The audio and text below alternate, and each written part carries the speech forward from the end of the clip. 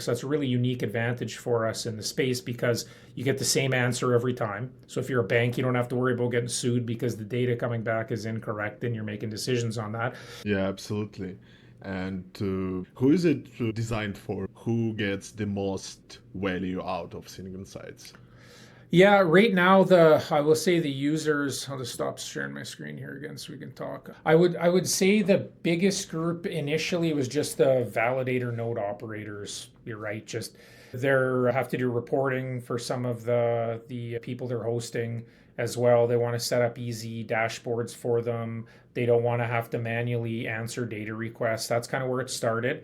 Then as more of the app development started happening, people wanted to be able to track app development a lot quicker, better, faster, and not just calling kind of the scan API just to get a current balance every day.